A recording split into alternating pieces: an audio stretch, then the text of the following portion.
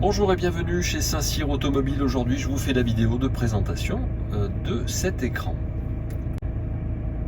Voilà, comme d'habitude, on va commencer donc par la radio. Donc la radio avec le bouton de volume bien sûr, la possibilité donc de couper la radio. Ça ne coupe pas l'écran, mais ça coupe simplement donc le son de la radio. Sur la radio, vous avez donc la possibilité de choisir effectivement les fréquences de station, soit en automatique, c'est-à-dire que ça va s'arrêter à la prochaine station en appuyant sur les flèches donc de gauche et de droite, soit manuellement en utilisant les flèches de haut et bas pour aller donc chercher les stations de 5 en 5. Une fois que vous avez trouvé la station qui vous intéresse, vous allez pouvoir la mémoriser en laissant le doigt appuyé sur le numéro 1, 2, 3, 4, 5 ou 6. Si jamais vous voulez avoir plus de mémorisation, vous avez ici bande qui vous permet d'avoir deux bandes FM pour vous permettre d'avoir à nouveau la possibilité de mettre une mémorisation sur les 6 mémoires disponibles. Si vous appuyez sur bande, vous avez les grandes ondes qui apparaissent si vous voulez écouter la radio comme dans l'ancien temps. Enfin, vous avez donc ici donc le bouton TA, c'est le trafic autoroutier. Quand il est activé, vous allez donc voir apparaître le TA donc sur l'écran. Ça veut dire que votre voiture est capable de réceptionner les messages de l'autoroute qui signalent des accidents, des bouchons, ce genre de choses. Si vous n'en voulez pas, vous rappuyez dessus, il va se désactiver et il sera donc coché pour vous dire qu'il n'est pas activé. Maintenant, si vous voulez lister donc toutes les radios disponibles, vous avez ici la liste. La liste, ça vous permet de voir effectivement quelles sont les radios qui sont disponibles et c'est classé par ordre alphabétique.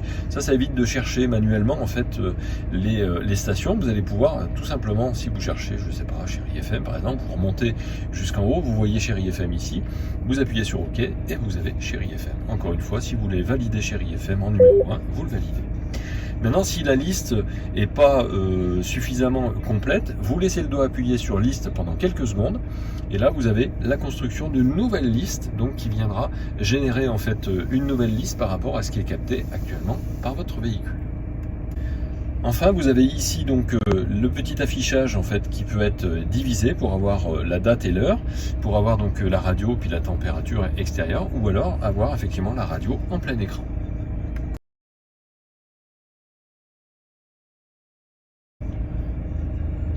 Si vous voulez faire le réglage de la musique, en tout cas la répartition par exemple de tous les passagers, tous les réglages audio, vous allez donc dans la petite note de musique.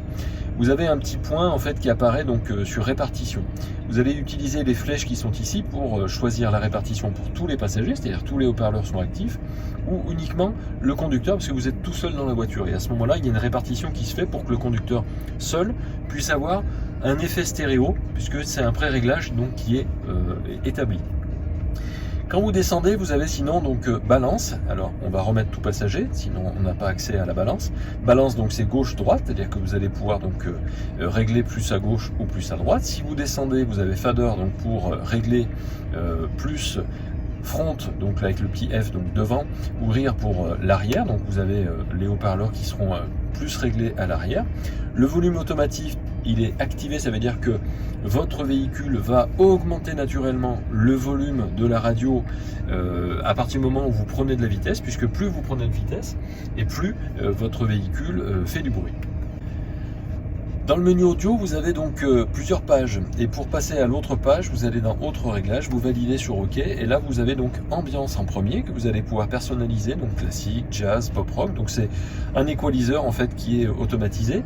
Si vous êtes sur personnalisé, vous allez pouvoir aller dans les graves et puis donc régler plus de graves ou moins de graves, aller dans les aigus, mettre en route ou enlever donc le loudness, donc c'est ce qui vous permet d'avoir un son un peu plus grave justement.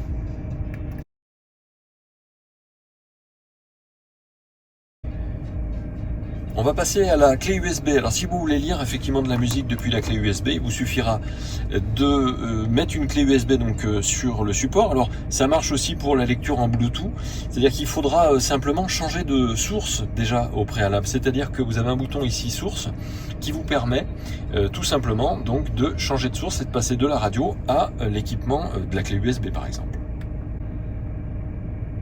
Une fois que vous êtes dans la clé USB, il vous suffira donc de choisir la piste que vous voulez écouter avec les petites flèches donc, qui sont ici, qui vous permettront effectivement de naviguer entre les différentes pistes de votre clé USB.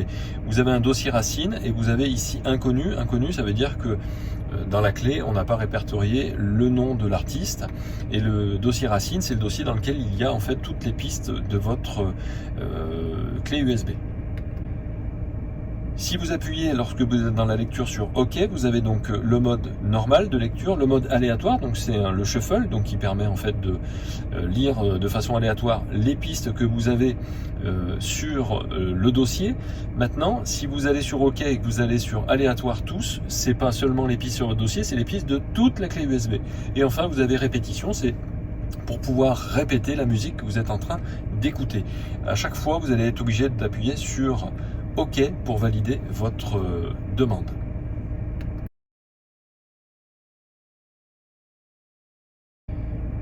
On va désormais aller dans l'onglet menu. Onglet menu, ça vous permettra en fait d'aller d'abord sur l'ordinateur de bord. C'est un système qui vous permet d'avoir le journal des alertes. Quand vous cliquez dessus, vous avez effectivement tous les défauts en fait de votre véhicule, si jamais vous en avez. Et donc, vous allez pouvoir vérifier que votre véhicule a besoin d'être passé à la balise, ce qui est le cas par exemple sur celle-ci, ou pas, parce que si vous n'avez pas de défaut, elle vous mettra que vous n'avez pas de défaut.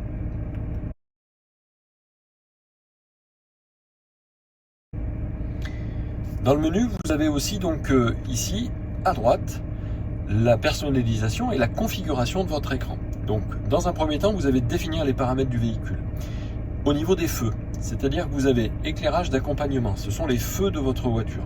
Vous allez, en appuyant sur OK, avoir la possibilité, en appuyant sur la petite flèche ici et en appuyant sur OK à nouveau, de changer et de mettre 30 secondes, 60 secondes en éclairage d'accompagnement. C'est-à-dire que vous fermez votre voiture et vous demandez à ce que les feux restent allumés pendant 60 secondes après la fermeture de votre véhicule.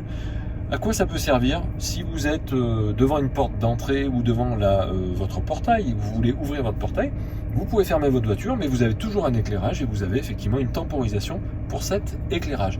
Vous avez la même chose pour l'éclairage d'accueil.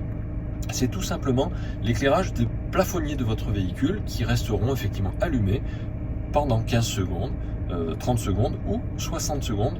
Vous avez le même réglage. Et enfin, vous avez les projecteurs directionnels qui, une fois cochés, fait que les antibrouillards à l'avant vont s'allumer à gauche ou à droite en fonction effectivement de la direction de votre volant. Si vous tournez le volant à droite, ça veut dire que votre voiture va aller effectivement sur la droite, et pour vous aider à voir le bas-côté, le projecteur directionnel plutôt anti-brouillard droit va se mettre en route pour vous aider effectivement à y voir un peu plus clair.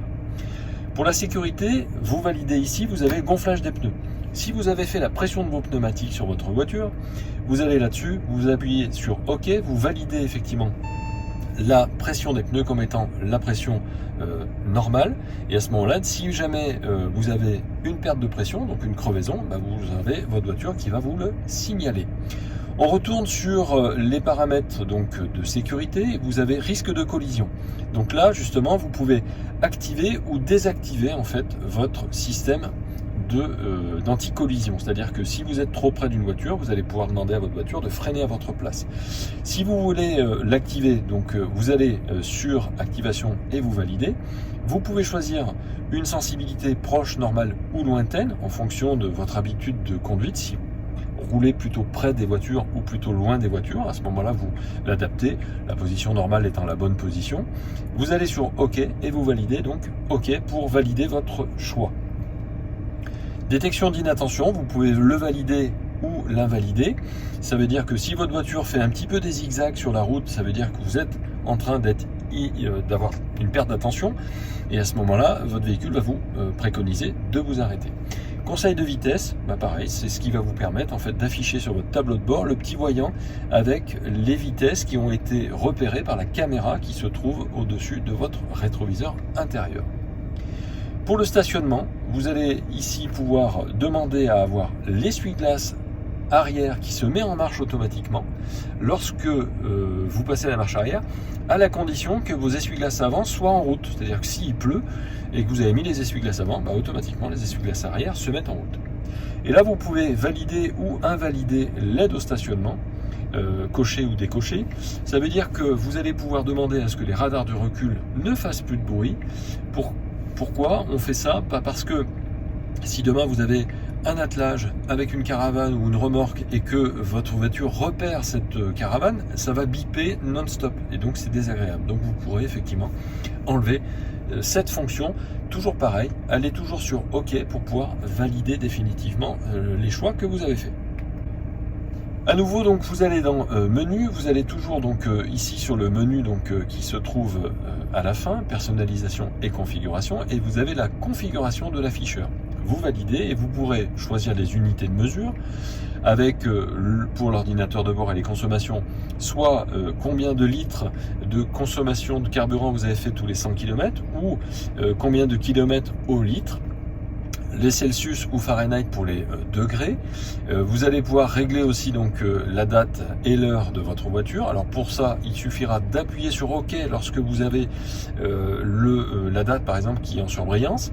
Et là, vous allez pouvoir donc utiliser en appuyant sur OK la flèche du haut pour monter ou descendre effectivement votre choix. Pareil pour juillet, vous montez ou vous descendez pour changer de mois, etc. Et vous allez toujours choisir d'aller jusqu'à OK pour valider définitivement les réglages que vous avez faits. Sinon, ça ne prend pas en compte vos réglages.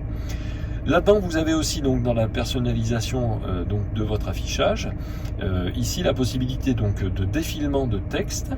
C'est-à-dire que si la radio vous donne un texte parce que vous êtes en train d'écouter une piste en particulier et que vous êtes en train d'écouter par exemple Jean-Jacques Goldman, vous avez effectivement le nom de l'artiste et le nom de la piste que vous êtes en train d'écouter grâce à ce défilement de texte long. Si vous avez décoché ici, vous n'aurez plus cette possibilité. Et si vous allez donc de ce côté-là, vous avez la possibilité d'avoir le changement de luminosité ici. Donc pareil, vous validez d'abord effectivement une fois que vous êtes sur la position. Je vais vous montrer, voilà, et vous validez donc avec les petites flèches. Et une fois que vous avez fini, vous validez avec OK. Enfin, vous avez dans le menu le choix de la langue. Vous validez aussi donc le choix effectivement de la langue qui vous intéresse, toujours avec OK. Et vous avez fini les paramétrages. Voilà, j'espère que cette vidéo vous aura été utile. Si vous avez la moindre question, n'hésitez pas, laissez un commentaire. L'idée, c'est de partager nos connaissances. Je réponds à tout le monde. Si vous voulez nous contacter parce que vous n'avez pas trouvé les réponses à vos questions, vous avez notre adresse mail, vous avez notre numéro de téléphone. Ça nous fera un grand plaisir de pouvoir vous rendre service. Saint-Cyr Automobile, c'est un accueil convivial pour un achat en toute confiance depuis 2004. Notre équipe est à l'écoute de vos besoins, attentif à vos envies et met toute son expérience à votre service pour vous proposer des véhicules 0 km en provenance de l'Europe, donc moins chers, et un large choix de véhicules d'occasion garantis 12 mois. Des véhicules rigoureusement sélectionnés, révisés dans nos ateliers afin que vous n'ayez aucun frais à prévoir. Notre atelier mécanique est ouvert pour les particuliers et les professionnels. Notre équipe d'experts assure l'entretien et la réparation de tous les véhicules de la révision, la grosse mécanique. À très vite.